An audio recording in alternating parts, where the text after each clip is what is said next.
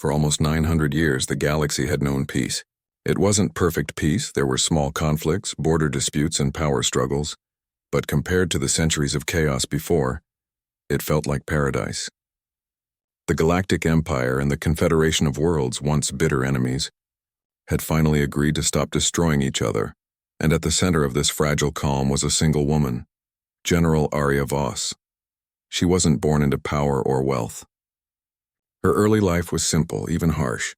Her father was a miner on one of the colder moons near Earth, and her mother worked in a repair dock for broken ships. Arya grew up watching people struggle, not from laziness but from the endless greed of those above them. From a young age, she wanted to make things right, not just for her family, for everyone. When she joined the Earth Defense Corps at 18, she didn't plan to become a legend. She just wanted to help, but the galaxy was burning then, and war had already consumed hundreds of worlds. Her talent showed early. She could see what others missed. Patterns in chaos, reasons behind violence. During one of her first missions, her squad was trapped between two enemy fleets, each side refusing to stop firing. Instead of following orders to retreat, she opened communication with the enemy commander. It was risky, even foolish, but somehow she convinced them both to stand down. That single decision saved thousands of lives. From that day, she was no longer just a soldier. She became a peacemaker in armor. Years passed. Battles came and went. Arya climbed the ranks not through politics but through results. Soldiers followed her not because they had to, but because they wanted to. She didn't command with fear. She led with honesty. She always said, "The enemy you killed today could have been your ally tomorrow." Some thought it was naive, but she proved them wrong again and again. By her 40s, she had negotiated more ceasefires than any leader before her. The last and most difficult one came after the Battle of Irath Prime, where millions were ready to die for pride. The Empire wanted total victory. The Confederation wanted justice. Arya wanted something else entirely, peace that could actually last. She spent months moving between the two sides. While fleets waited with weapons charged, she sat in cold rooms with stubborn leaders refusing to give up. She listened to their anger, their fear, their pride, and in the end, she offered them something no one had thought possible: a truce built on equality, not surrender. The treaty she forged became known as the Silver Accord, named after the silver dove she wore on her chest during the final signing. It was said that when the pen touched the paper, the stars themselves seemed to exhale. The war that had raged for generations finally stopped. For the next 9 centuries, the galaxy lived in peace. Empires rose and fell. New worlds joined the network of civilization. Trade flourished. Children grew up without the sound of sirens or the fear of destruction. Statues of Arya Voss stood in public squares. Her speeches were taught in schools. Some even called her the Iron Dove, because she had the heart of a warrior but the soul of a peacemaker. But peace is never truly permanent. Somewhere deep within the Empire, quiet voices began to grow louder. Voices that believed the galaxy had become too soft. They said that peace had made humans weak, that the Empire's glory had faded.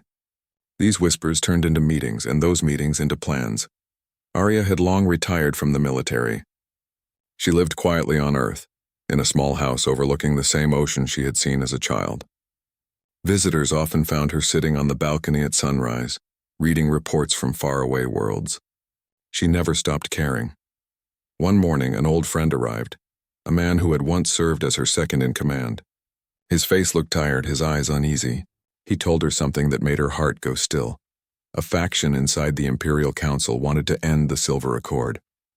They believed the Empire should rule the galaxy again, not share it.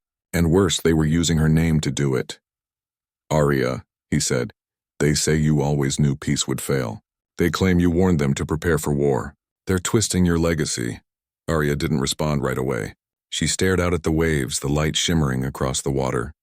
"If they need to lie about me to start a war," she finally said, "then maybe they've already lost." But deep down, she knew it wouldn't end there. Ambition rarely sleeps. Within months, the Empire began pulling fleets from shared borders. They called it restructuring. The Confederation protested, but the Empire ignored them. When smaller systems tried to stay neutral, they were quietly pressured to take sides. The peace that had lasted almost a millennium was beginning to crack, and all the cracks led back to her name. Soon, news channels across the empire began showing evidence that Arya had betrayed them during the war centuries ago. Documents, recordings, even messages supposedly written by her surfaced online. Every piece was fake, but to the public it didn't matter. People wanted someone to blame for their frustration. For the first time in her life, Arya felt powerless. She had faced weapons, fleets, even entire governments, but she had never faced lies this carefully built. The same people who once praised her were now calling her a traitor. Still, she refused to hide. "If the truth dies in the dark," she said to her friend, "then I'll face them in the light." She traveled to the imperial capital, a city of golden spires and endless clouds. Crowds gathered to see her. Some cheered. Others shouted for her to be arrested. The air was thick with tension. When she entered the council chamber, every eye turned to her. The new emperor sat on his throne, young and proud, surrounded by advisors who had never seen a battlefield. They accused her of treason, of secretly planning with the Confederation to weaken the empire centuries ago.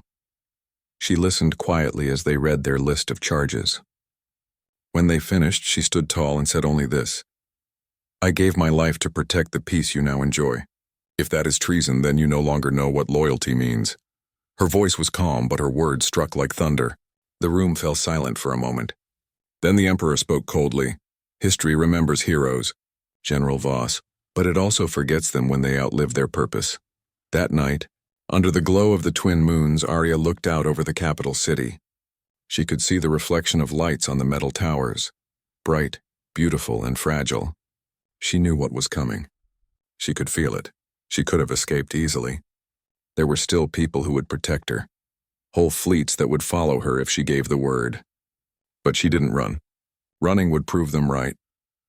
"I built peace on trust," she told her aide, "and I'll not destroy that trust to save myself." So she stayed. A few days later, guards came to take her away. She didn't resist. As they led her through the crowded streets, people watched silently. Some wept, others turned away.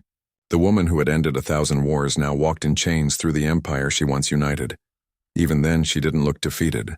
Her head was high. Her steps were steady. It wasn't pride, it was conviction. That night, as the stars glittered above, the galaxy held its breath. None could imagine that the decision to execute one woman, the same woman who had saved them all, would soon ignite the greatest war in history. And somewhere in the quiet of her cell, Arya whispered to herself, "Peace was never built to last forever, but I'll make sure it ends with truth." Outside, the empire prepared for what it believed would be a new era of power. It didn't know that by breaking its own promise, it had already signed its death sentence. The execution was only days away. And when it happened, the peace of 900 years would end, not with an explosion, not with a battle, but with silence. Because sometimes the end of peace doesn't sound like war. It sounds like the heartbeat of one brave soul fading quietly, and then echoing forever. The sun never truly set on the capital of the Galactic Empire. Its towers glowed in golden light, powered by energy from 3 nearby moons. To anyone visiting, it looked like the heart of a civilization at peace, quiet streets, shining halls, and citizens who believed their empire stood on the foundation of truth. But deep within those shining towers, truth was the first thing to disappear. Behind closed doors, in the upper chambers of the imperial palace, a group of men and women gathered in secret. They called themselves the Crimson Circle. None of them had ever fought in the wars that Arya Voss had ended. They were born long after the peace began, children of comfort, not struggle. But to them, peace was a cage. "The Empire has forgotten how to lead," one of them said, his voice echoing through the dark hall. "We bow to treaties written centuries ago by a woman who feared power." Another replied, "Her ideas worked then, but now they hold us back. The Confederation grows richer every year, while we obey rules written by someone who is no longer even part of the council."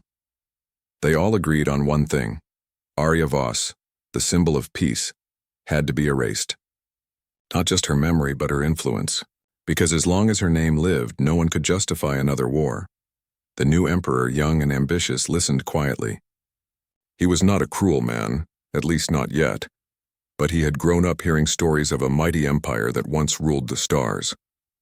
In his heart, he wanted to bring that glory back.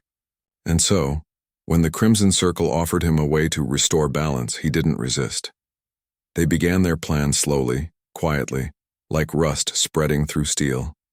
First, they released old reports claiming that during the final war, Arya had made secret deals with the Confederation.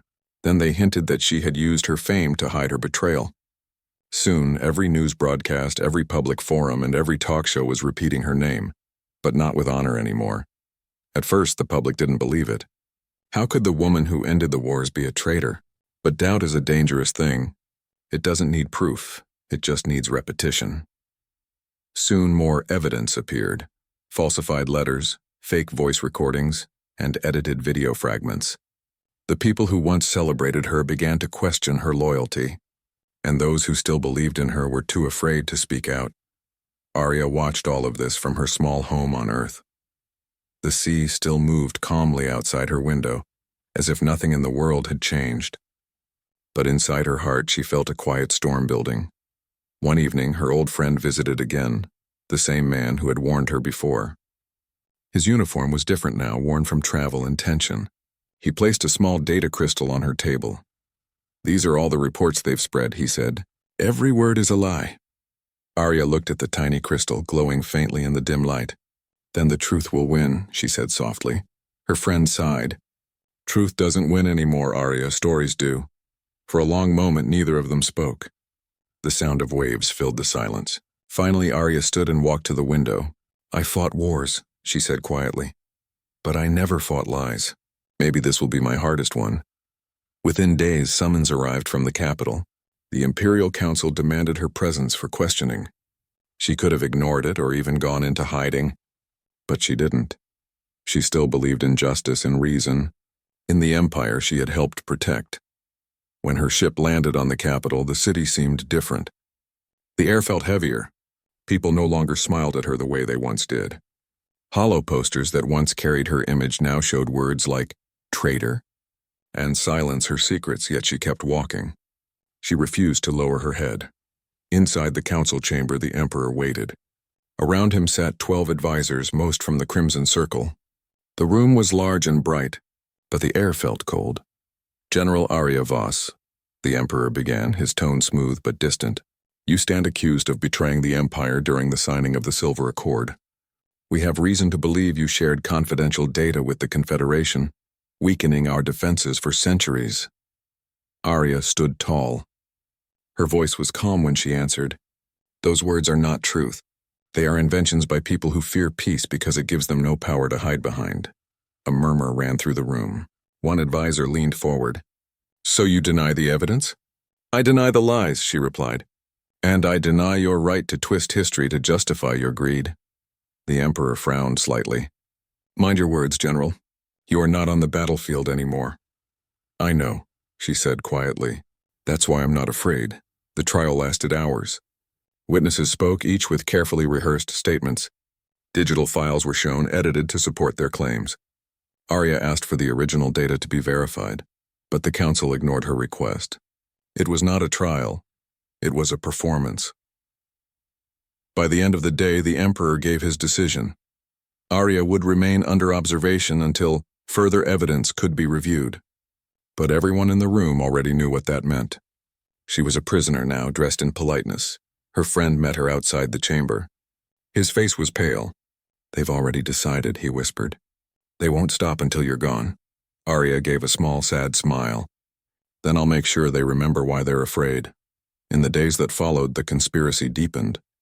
The Crimson Circle began tightening control over media, shutting down voices that questioned the Empire's narrative. Those who defended Arya disappeared quietly. Some were reassigned to faraway colonies. Others simply stopped showing up for duty. Meanwhile, across the galaxy, unrest grew. The Confederation of Worlds watched closely, uncertain of what was happening inside the Empire. Some of their leaders feared that if Arya fell, the treaty itself would collapse. On one of the border planets, a group of young officers met secretly in a dusty hangar. They had all served under Arya once, long ago. "She gave us a future," one of them said, "and now they call her a traitor. We can't just sit here." But they also knew the truth. If they acted too soon, the Empire would crush them before they could even gather strength. So they waited, hoping the truth would rise on its own. It didn't. Back in the capital, Arya remained confined to her quarters. The guards treated her with forced respect, avoiding eye contact. Even those who once admired her seemed uncertain now, unsure if they were standing beside a hero or a criminal. Every night she would look out from her balcony. The city lights below looked peaceful, beautiful, but she knew that peace was already an illusion. She spent her days writing, letters, reflections, and messages she hoped someone would someday read. "If they erase me," she wrote in one, "let them erase a soldier, not a soul. Let them erase my name, not the meaning behind it." One evening, the Emperor himself came to visit. His expression was unreadable. For a moment, they stood in silence, 2 generations separated by belief. "I respected you once," he said finally, "but peace has made us weak. We must rise again or we will fade into history." Arya looked at him with calm eyes. "You mistake strength for control," she said softly. "A ruler who fears peace will never know real power." He turned away, his jaw tight. "You could have supported us, you know. You could have helped rebuild the Empire's strength." "I did," she answered. "I built it on peace. You're the one tearing it down." The Emperor said nothing more. When he left, she knew her fate was sealed. Outside the palace, the whispers had grown into a storm. Some citizens began demanding her execution, while others, fewer but louder, demanded her freedom. The city was dividing, and so was the galaxy. The Crimson Circle saw their plan working perfectly. The more the people argued, the easier it became to take control.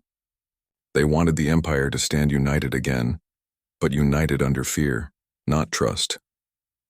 Arya's final supporters inside the military tried to send a message to her, but it was intercepted. Those officers were quietly dismissed. The net was closing in, and still, Arya didn't run.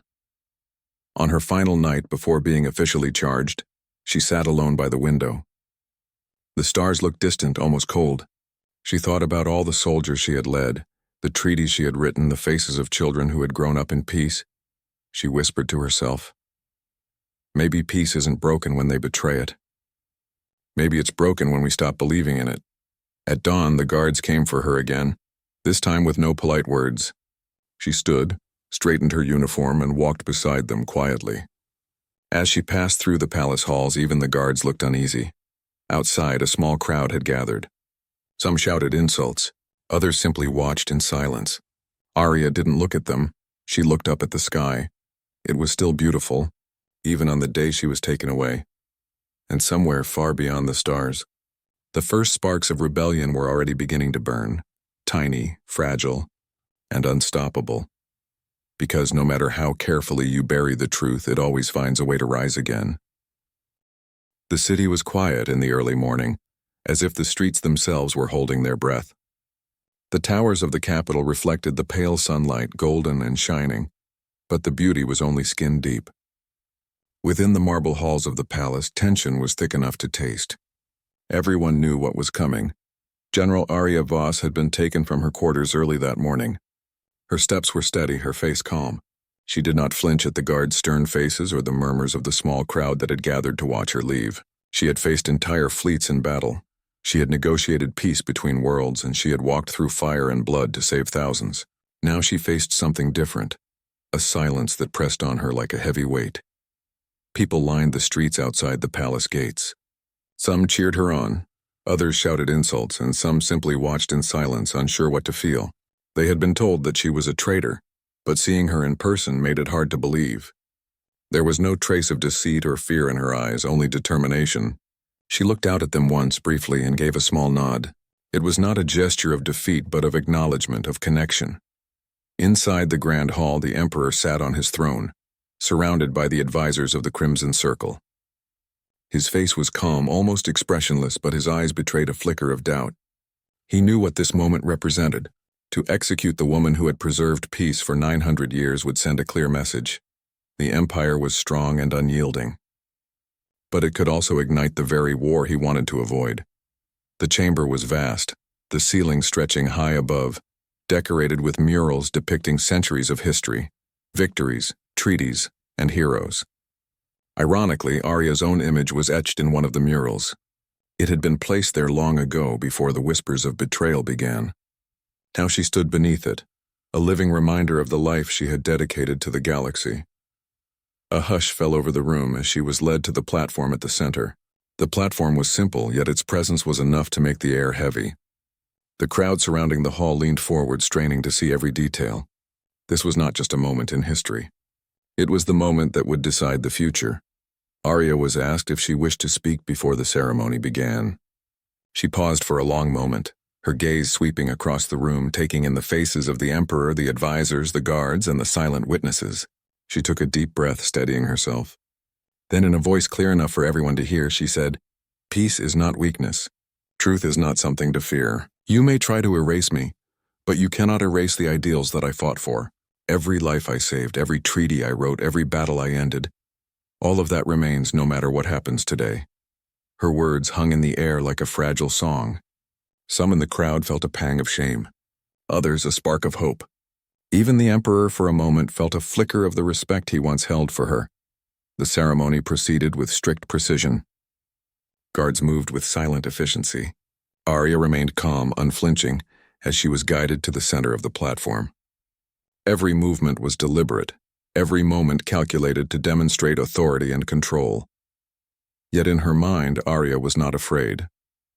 She thought of the billions of lives that had been spared because of her choices, the fleets that had never fired a shot, the countless negotiations that had prevented entire worlds from being destroyed. She thought of the young officers she had trained, now scattered across the galaxy, carrying her lessons and her spirit with them.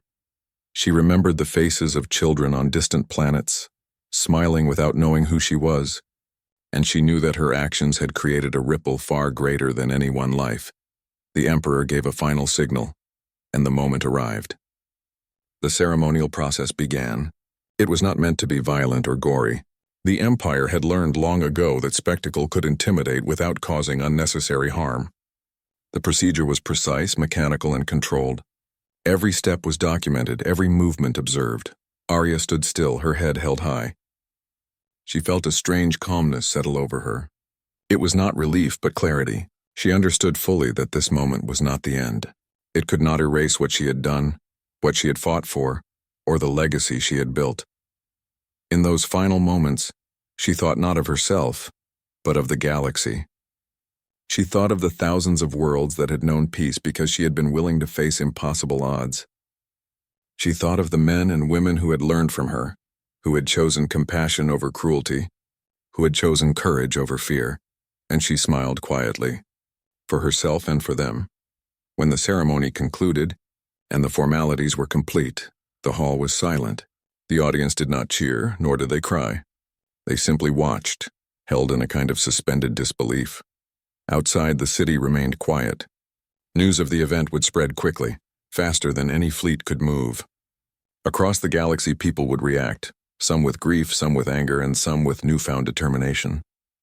The death of one woman could not erase her life's work. It could not erase the memory of peace she had created. It could not erase the hope she had planted in the hearts of millions, the officers she had trained, the allies she had inspired, and the friends who had stood beside her. All of them would remember. They would remember her courage, her wisdom, and her unwavering commitment to the greater good. And in their remembrance, her spirit would continue to live. Even as the Emperor returned to his chambers, thinking he had sent a clear message, doubt lingered in his mind. He could feel it in the silence that followed, in the way the people had watched, in the way the city seemed to hold its breath. He had believed he could control the narrative, shape history, and maintain authority. But history, as Arya had always known, belonged to those who acted with integrity, not to those who ruled with fear. In the quiet corners of the galaxy, ships in orbit and soldiers on distant planets paused as word reached them. There was no celebration, no relief, only a sense of loss, and with it a spark of resistance, of questioning, of remembering that peace had once existed and could exist again. In her final hours, Arya had not asked for forgiveness or understanding. She had not pleaded for mercy. She had faced the moment with dignity, with clarity, and with an understanding that her life was never hers alone. It belonged to the people she had served, the worlds she had saved, and the ideals she had upheld, And in that understanding, she had achieved something that no one could take away. Her legacy, carefully built over decades of service and sacrifice, would not vanish.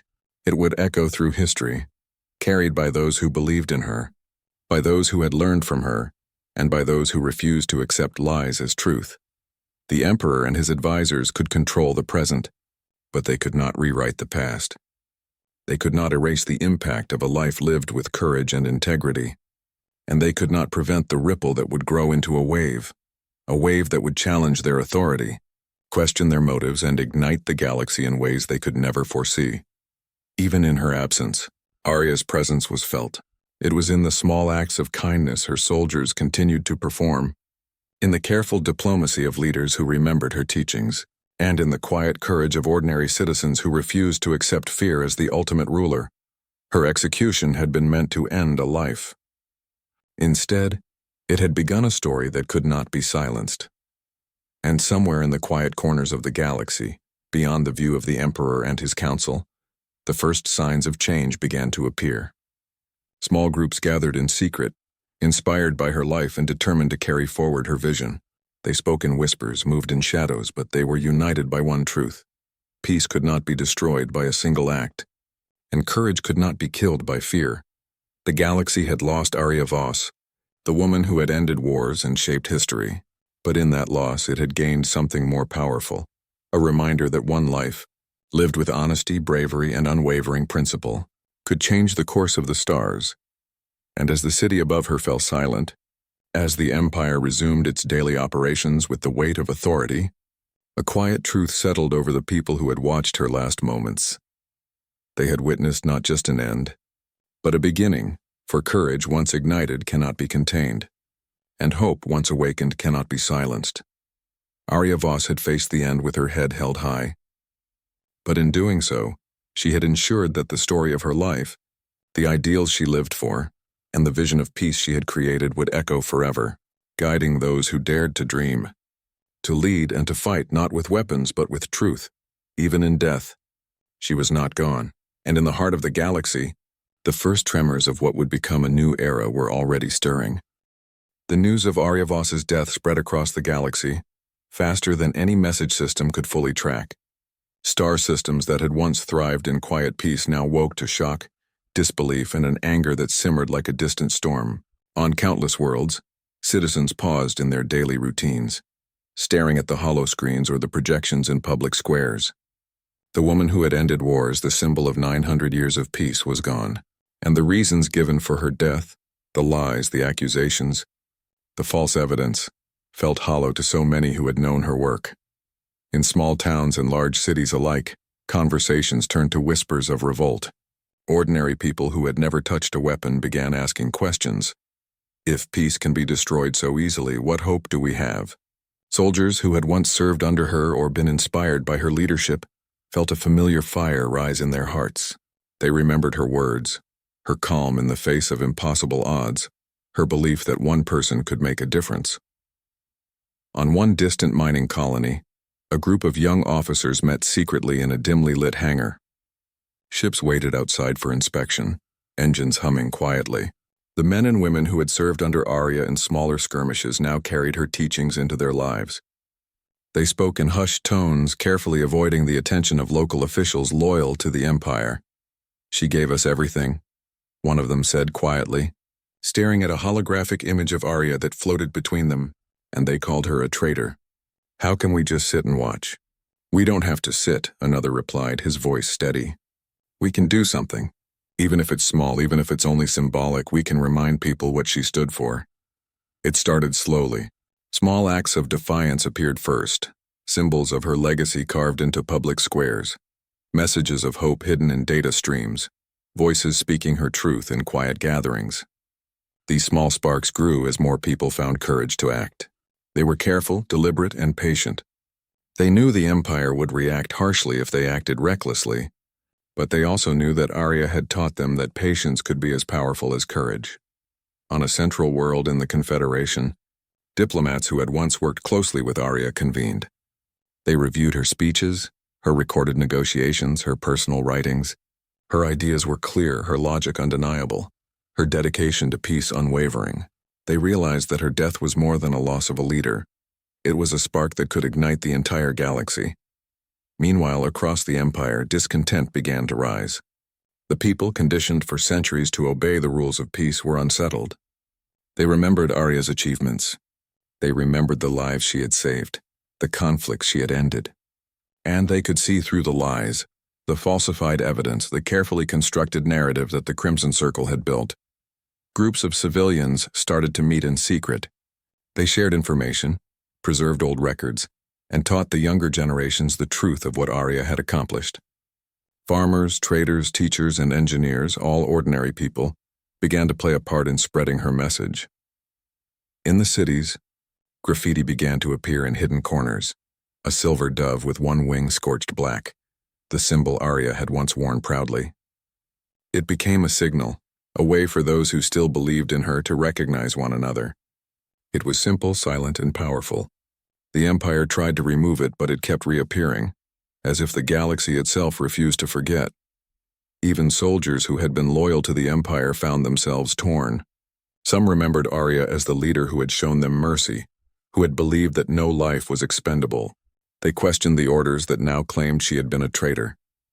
Quietly, carefully, they began to share information among themselves. They whispered her teachings, retold her decisions, and reminded one another that strength came from courage and justice, not fear. On one of the border planets, a former commander of Arya's fleet gathered a small team. They were scattered, but each of them had a memory, a lesson, a personal experience of Arya's influence. They met at night in a deserted hangar, keeping their presence secret from the local authorities. "She believed we could make peace," one said, pacing. "And now the Empire wants to convince us that everything she did was a lie." Another shook their head. "We know the truth. That's all that matters. If people start remembering, they'll act. They'll rise. It has to start somewhere." They decided to do something small but symbolic. They sent messages to nearby worlds. Messages not of war but of hope. "Remember her," the messages said. "Remember what she stood for. Stand with courage. Stand for truth." As the days passed, these small sparks grew. Across the galaxy, people who had felt powerless began to believe that they could make a difference. Scholars, teachers, and leaders quietly cited her words. Children learned about her bravery. Soldiers began to discuss her legacy openly, sharing her strategies not for battle but for justice. The Empire tried to suppress these actions. They increased surveillance, censored communications, and tried to eliminate leaders who were spreading her influence. But each attempt only strengthened the resolve of those who had been inspired by her. Every act of suppression became a reason to resist further. In a distant city, a young officer held a meeting in the shadows of an abandoned warehouse. His team was nervous, but he spoke with the confidence of someone who had learned from the best. "They think killing one person will end a movement. They don't understand. We are not one person. We are many, and she taught us how to stand together." The group nodded, understanding the gravity of what they were about to do. Their first action was simple, a small broadcast showing the unedited speeches of Arya Voss, highlighting her wisdom, her compassion, and the true story behind the Silver Accord. The broadcast was short, clear, and powerful. Within hours, it spread across several systems, reaching millions of people. People watched and listened. They remembered. They felt hope. In the imperial capital, the emperor began to notice the change. Reports of unrest, disobedience, and secret gatherings reached his desk daily. At first, he tried to ignore them, believing that fear and authority would maintain control. But the whispers were growing into murmurs, and the murmurs were turning into voices. The voices were questioning the narrative he had worked so hard to construct. Even the Crimson Circle advisors, who had believed their plan was flawless, began to feel unease. They saw the symbols of Arya's legacy appearing where they could not erase them. They saw groups of people quietly defying orders, refusing to accept lies as truth. They realized that the spark they had tried to suppress was becoming a fire. The galaxy, once silent under the weight of imposed peace, was waking up. And at the heart of that awakening was the memory of one woman, Arya Voss, whose courage had not been extinguished by her death. Families began to talk openly about her. Teachers incorporated her story into lessons for children. Scholars debated her philosophy in quiet forums. Everywhere the spark of remembrance grew, touching hearts that had never known her personally. Even as the Empire increased its control, the spark continued to spread. It was no longer just about rebellion. It was about remembering what was right, standing for what mattered, and refusing to be silenced. Ordinary citizens, inspired by her life, began to realize that they had the power to influence the course of events. And somewhere, in the quiet corners of the galaxy, groups began to organize. They were careful, cautious, and determined. They knew they could not act recklessly, but they were united by one goal: to honor her legacy and protect the ideals she had fought for. It was not an army, not yet. It was a spark, a movement born of remembrance, courage, and truth. And as it spread, it began to touch every corner of the galaxy, reminding everyone that peace, once achieved, could not be destroyed by lies or fear. The death of Arya Voss had been meant to crush hope, to end her influence and to demonstrate the Empire's control. Instead, it had done the opposite. It had ignited a spark, one that no power could contain. And in the quiet moments, when the galaxy paused to reflect, people began to understand something profound. The story of one life, lived with courage and integrity, could never truly end. No matter how the Empire tried to erase her, Arya Voss was alive in the hearts and minds of those who believed in her. And that belief, once kindled, could never be extinguished. The spark had begun, and it was only the beginning of a fire that would grow until the galaxy itself could not ignore it. The galaxy had always known peace, even if it had been fragile. For 900 years, the Silver Accord had kept worlds from tearing each other apart, and people had begun to take that peace for granted. Families lived without fear. Children grew up without the sound of sirens or alarms, and trade flowed freely across systems. But peace, as the galaxy would soon discover, is not something that can withstand lies and fear forever. The death of Arya Voss had ignited a spark, and that spark had begun to spread across planets, moons, and space stations. The young officers, inspired by her courage, continued to gather secretly. Scholars, teachers, and ordinary citizens began to share her story, reminding people of the truth behind the Silver Accord. The message was clear. The Empire had betrayed its own promise, and the galaxy could no longer remain silent. On one frontier planet, a small fleet of human ships gathered under the cover of night. They were not large, nor were they fully equipped, but they were united by purpose. Each pilot, each crew member remembered Arya's words, her leadership, and the countless lives she had saved. "We may be small," one officer said, "but we have truth on our side. That is stronger than any fleet they can send against us." The first acts of defiance began quietly. Supply convoys refused to follow orders that would have sent resources to Imperial-controlled systems. Governors of neutral worlds started to openly question the Empire's authority. Rumors of rebellion spread, carried by traitors and messengers who had once been loyal to the Empire, but could no longer ignore the injustice of Arya's death. Meanwhile, the Crimson Circle, believing their plan was succeeding, continued to consolidate power. They increased patrols, censored communications, and monitored any sign of dissent. The Emperor, confident in his advisors, believed that a show of authority would be enough to restore control. But he underestimated the galaxy's memory. People did not forget Arya Voss, and her ideals were now the seed of a resistance that could not be stopped. In a quiet city on a distant moon, a group of civilians gathered secretly in an old community hall. They were farmers, teachers, and merchants, ordinary people who had never held weapons or served in a fleet. Yet they had learned from Arya's life that courage was not limited to soldiers. "We have waited too long," one of them said. "It is time we show the Empire that peace is not theirs to destroy." They began small, distributing leaflets with messages of hope, reminding citizens of Arya's achievements, and teaching children the history of the Silver Accord. These acts were simple, but they carried weight. The people who received them began to spread the message further, and soon, even remote colonies knew that resistance was growing. Across the galaxy, officers who had once served under Arya secretly gathered their forces. They did not seek war, at least not yet. Their goal was to protect civilians, preserve evidence, and remind people of the true legacy of peace. "We fight not for revenge," one leader said, "but for justice. And justice cannot be denied, no matter how powerful the Empire believes itself to be." In the imperial capital, the Emperor began to notice signs of unrest. Reports came in daily.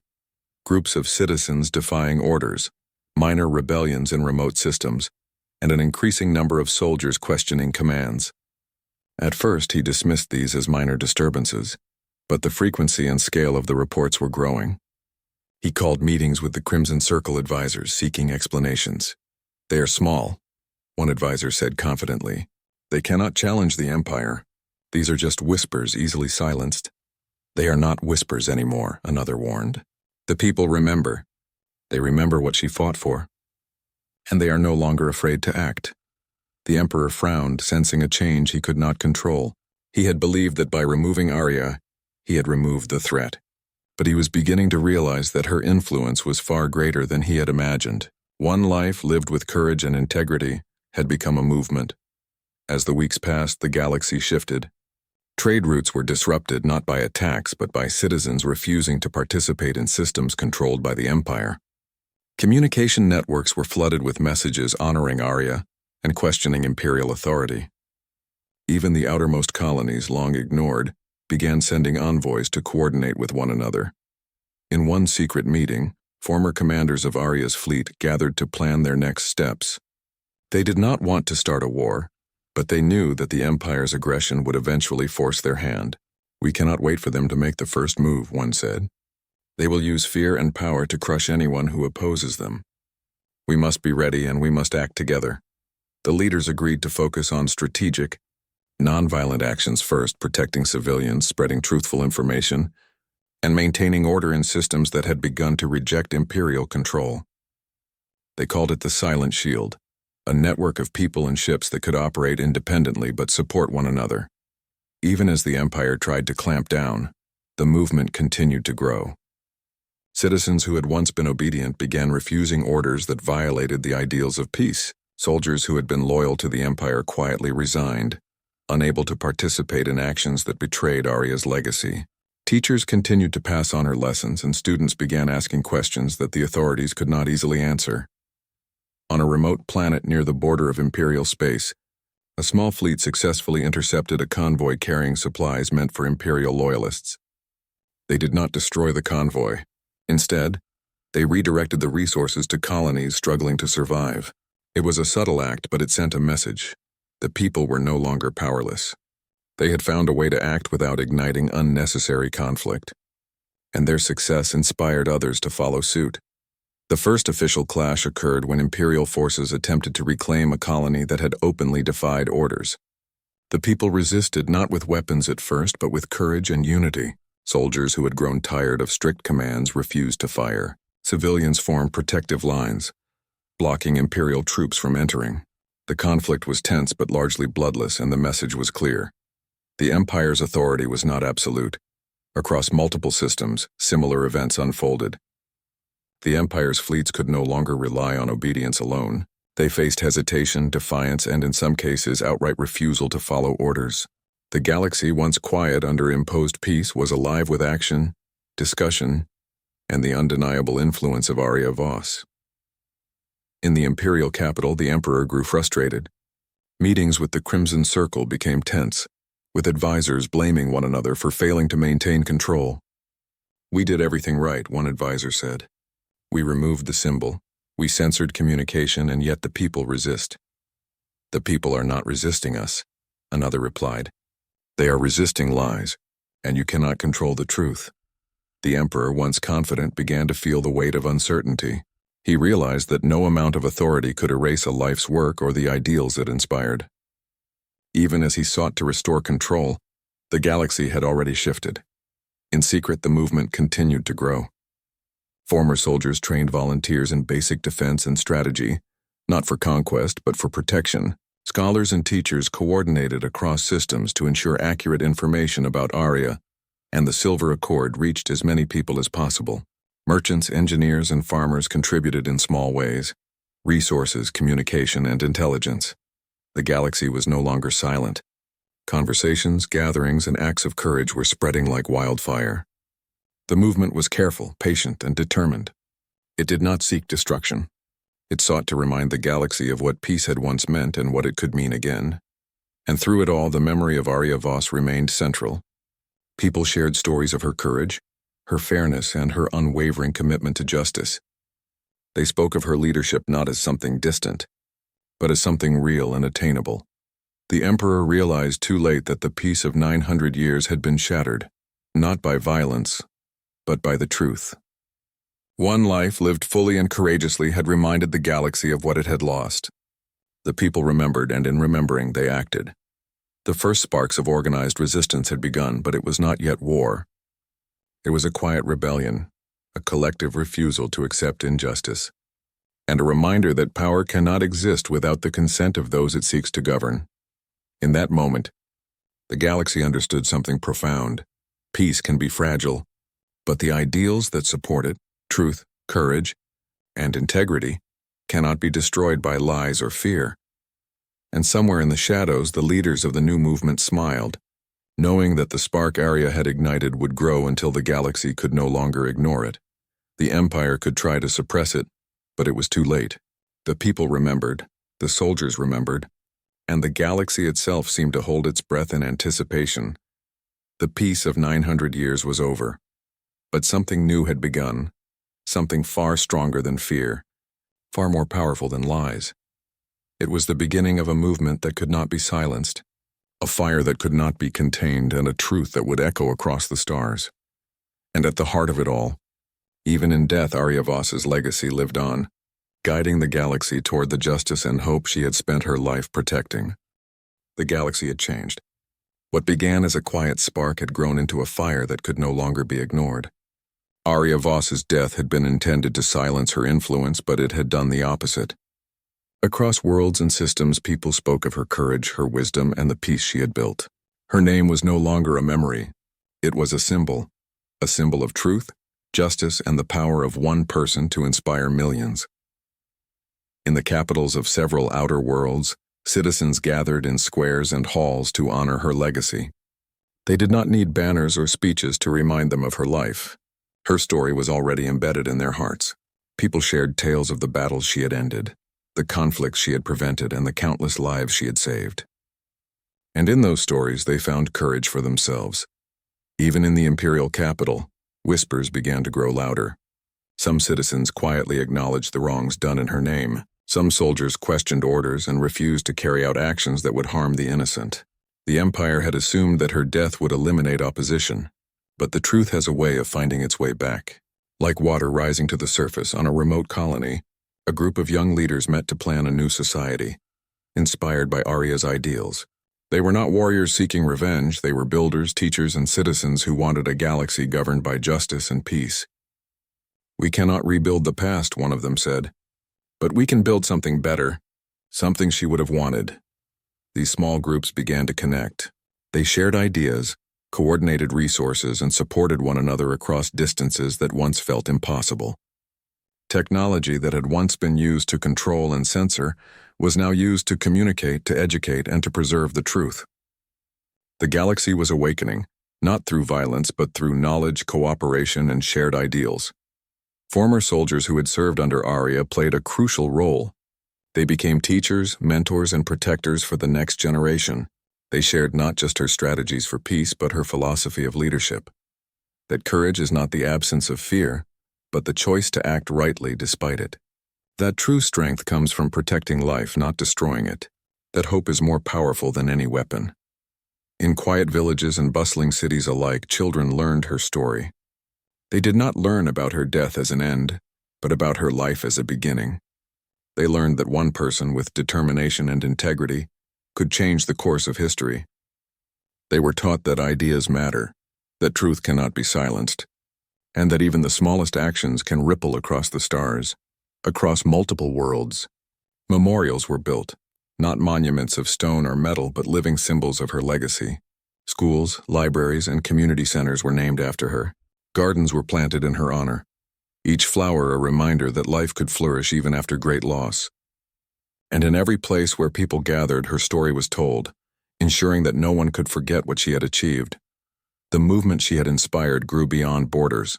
Different species and cultures, once divided by distance or conflict, began to cooperate. They remembered the peace she had created, and they wanted to ensure it would endure. Alliances formed not out of fear or obligation, but out of respect for her ideals and the belief that a better future was possible. Even the Emperor, isolated in his palace, began to sense that his control was slipping. He watched as the galaxy, once obedient, moved independently of his commands. He realized, perhaps too late, that Arya's life and teachings had built something far greater than any throne or army could destroy. The spark she had lit had grown into a movement that could not be contained by force alone. In the years that followed, the galaxy saw both struggles and triumphs. Conflicts arose, as they always do, but they were met with reason, diplomacy, and a commitment to minimize suffering, principles Arya had championed. People remembered that true strength is measured not by victories in battle, but by the protection of life and the ability to inspire others to do good. Her teachings became the foundation for new leaders. They learned to govern with compassion, to listen before acting, and to seek solutions that benefited the many rather than the few. Decisions were guided by morality as well as strategy, creating systems that valued fairness, transparency, and the well-being of all.